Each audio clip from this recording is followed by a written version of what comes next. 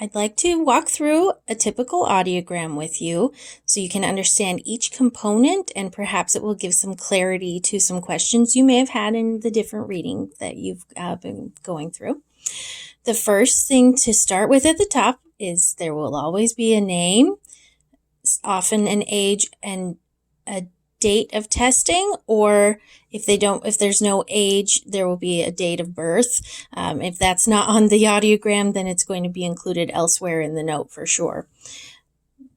An audiologist should always document which type of audiometer they used for the testing, the examiner name. In our office, because we see patients regularly, we do what is called serial audiograms. Basically, we're seeing people pre-op, post-op, a recheck. So sometimes, I've seen 12, 15 tests on a patient, depending on how many years they've been coming to our office. So in our office, we like to document which test this is, just to give us a little clarification. As we come to the audiogram, at the top, we have frequency. So I always tell patients it's like a piano. It's low frequency on the left, moving to high frequency on the right.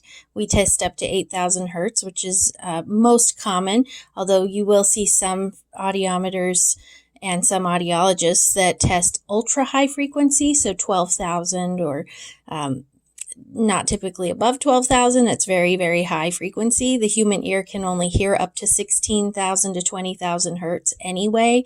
And for human use, up to 8,000 is generally the speech range. So anything above that, there's just less known about in the ear. We do know that we do have hearing above 8,000 hertz, and we do know that hearing can be damaged, which can cause pathologies like tinnitus or other types of difficulty in background noise. It can also be damaged by toxic medications. Those tend to damage higher frequencies first and move down. But for all intents and purposes, 8,000 for most people is adequate. The intensity level is documented here on the left, and it's in 10 dB increments up to 120 dB. Keep in mind that 0 does not mean the absence of sound or zero hearing. What that means is the standard for most 21-year-olds that were normed, the levels that they heard were at 0, which is considered, excellent hearing.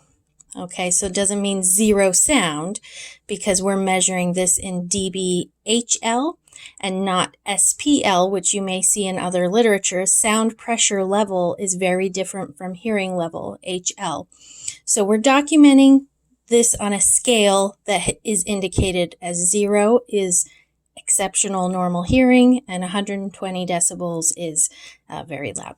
So let's get right into it. We have the right ear, which is indicated by circles, and the left ear, which is indicated by X's.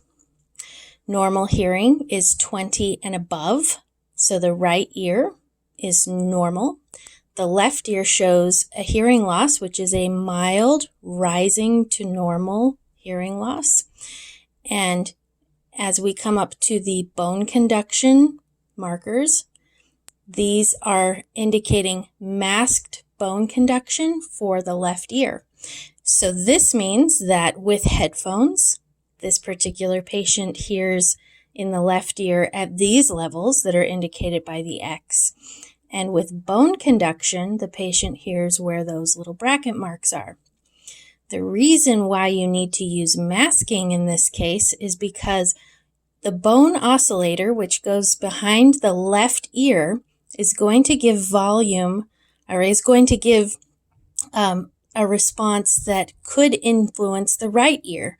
And because we need to identify solely what the left ear is doing, we need to keep that right ear busy. So the right ear receives some static, it sounds like shh. That keeps the right ear busy so that the left ear is the ear that responds. And I won't get into the levels that are required to do that, but just know that when you see this little bracket, then that means that the left ear, inner ear, the cochlea, is hearing at these levels, but with headphones, the ear is hearing down at those levels. This means that this patient has a conductive hearing loss on the left side. Now we move, and the right ear is normal. When the right ear is normal, it's really unnecessary to do bone conduction. We don't have a risk for an air bone gap that would indicate that we have a problem with the middle ear.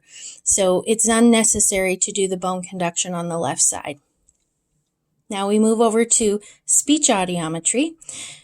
The speech reception threshold for the right ear is at 10 decibels. This should agree with what I'm seeing over here. What we would do is we would take the numbers 15, because it's halfway between the 20 and the 10, 15 plus 10 plus 10. So we have 10, 20, 35. Divide that by 3. So then we're going to get, 11 or whatever, 11 and a half. I don't know. My math in my brain for that is not very good, but it is very close to 10. So that does agree. Suppose this was at 30 and this was at 10. That does not agree. That does not match. That means there's a problem, and then that problem needs to be resolved. The problem is either that the patient is not paying attention, or perhaps that these responses are not actually real. Maybe the patient just raised their hand a whole bunch and I accepted those as real responses when really they were just guesses. So it's important to see both together, because then I know my test agrees, and it means that it's valid. It's a validity check. Now we have the left ear, 25. So I have 35, 40, 25, and 15.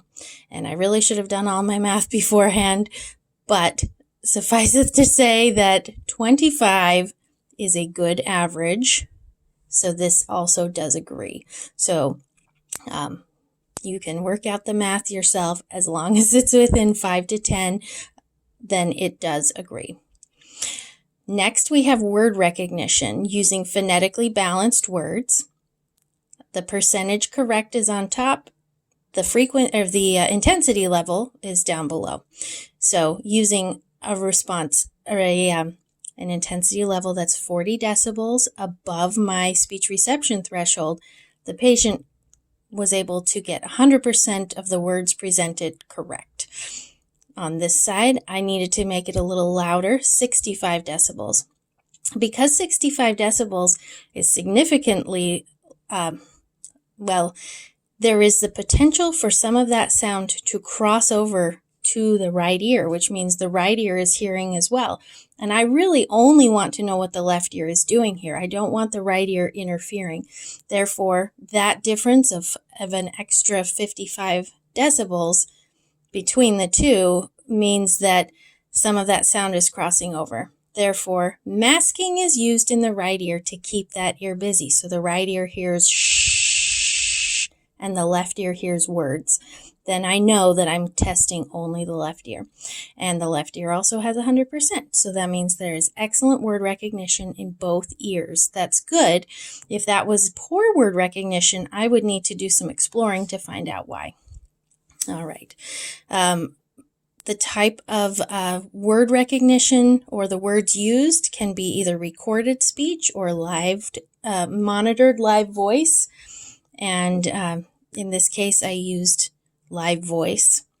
In this case, I used headphones, but I could have used insert earphones.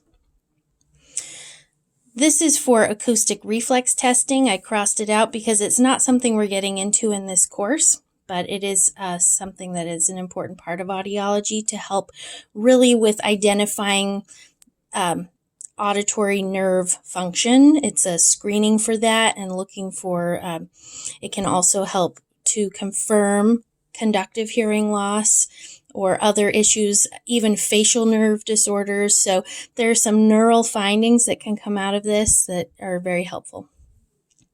I do want to get to the audiogram's key. We did discuss already the X's and the O's, but it would be important for every audiogram to have a key so that you know exactly what each of these symbols mean. So here we can see that on the for each of the measurements that we're using with air conduction, we have the O's for the R, the X for the right, and the X's for the left. Then we come across here to using masked air conduction, which we don't have that in this testing at all, but a triangle would indicate that the right ear measurements were obtained when the left ear was masked. So the triangle means it's the right ear response. The square means it's the left ear response. Then bone conduction. When we're using unmasked bone conduction, we use little caret symbols basically. And this means that the bone oscillator was put on the right ear. This means the bone oscillator was put on the left ear. And then this is for masked responses. The bone oscillator is put on the right ear and the left ear. The way that I like to think of this, if you're confused about which direction these go, is that if you were to have a little head in there, a little face, these would look like headphones. And as you look at the patient, the headphones on their right ear means that's the right response. The headphone on the left ear is their left ear response. Sometimes you'll get no response to anything when you give sound. So if someone isn't hearing a frequency at all, you would add a little arrow to the symbol. So if you see this, or it could even be on a masked bone, so it could be like this, meaning masked air conduction, I mean. Okay, so you could see it like that. Or you could actually see a symbol like this, which kind of looks a little wild. Or maybe like this, or like this. But anytime you have those arrows coming down, that means there was no response whatsoever. All right, at the bottom, there's a little bit of a short summary that many people will put on their audiograms. This is what I do. AD means it's the right ear. We have hearing within normal limits. The left ear, we have a mild conductive hearing loss. This is not being shown in this audiogram, but tympanograms, shorthand we'll write TIMPs. This is more of an in-house kind of casual thing. A formal report will have things written out oftentimes, but tympanograms are within normal limits for the right ear and flat for the left ear. What that means is the eardrum is moving normally on the right side, but in this case, the eardrum on the left side is not moving at all. That means there's fluid behind the eardrum. And here we come to my recommendation, which is to recheck the hearing post-treatment of a left ear effusion, meaning once that fluid is gone out of the left ear and the treatment is complete, I want to recheck this hearing because I expect the air conduction responses of the left ear to come up to the bone conduction responses. I do not expect hearing to stay down where it is now. And if it does, then we have more to explore.